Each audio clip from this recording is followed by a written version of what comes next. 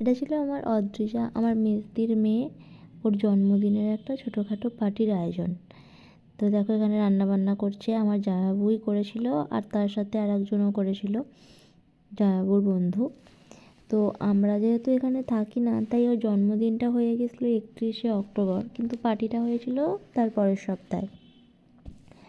এটা হয়েছিল আমার বাপের বাড়িতে, যেহেতু আমার দিদির বাড়ি আমার বাপের বাড়ির সামনেই, আর আমাদের জন্যই ওয়েট করে পার্টিটা দেরি করে হয়েছিল, কারণ বাপির বাড়িতে ছিল অনেকটা ফাঁকা জায়গা, যার জন্য আর কি রান্নাবান্না করতে বা লোকজনকে খাওয়াতে একটু সুবিধা ছিল, তাই ওখানেই হয়েছিল। আমরাও এসেছিলাম। তারপর দেখো মেনুতে ছিল হচ্ছে চিকেন, মাটন আর পমফ্রেট মাছ। তো পমফ্রেট মাছটা সবার জন্য ছিল না, যারা চিকেন মাটন দুটোই খাবে না তাদের জন্য ছিল পমফ্রেট মাছ। আর ছিল হচ্ছে ভেজ ডাল, আলু ভাজা, বেগুন ভাজা, দই, দই না মিষ্টি,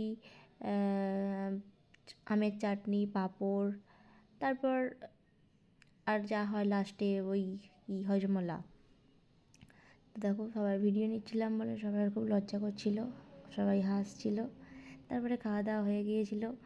তো আমার বাবুর নাচ রাত্রিবেলা, ঘুম পেয়েছে তাও দেখো নাচতে ছাড়ে না, এই আর একটু হলেই যাচ্ছিলো পড়ে, ভয় পেয়ে গিয়েছিলাম পুরো আমি। তারপর তো ওর নাচ আর থামে না, নাচ করেই যাচ্ছিলো। তারপরে আবার বক বক করে একটু বকতেও লেগেছিল, কলিং বেল বাজাচ্ছিলো আমার দিদিরা। তো গেট খোলার জন্য ওর দিদি যাচ্ছিলো অদ্রিজা, ও তখন বলেছে যাচ্ছি, তাই ও বলে যাচ্ছে যাচ্ছি যাচ্ছি। ভিডিওটা যদি তোমাদের ভালো লেগে থাকে তাহলে অবশ্যই লাইক করো আর সাবস্ক্রাইব করো, আমার পাশে থেকো।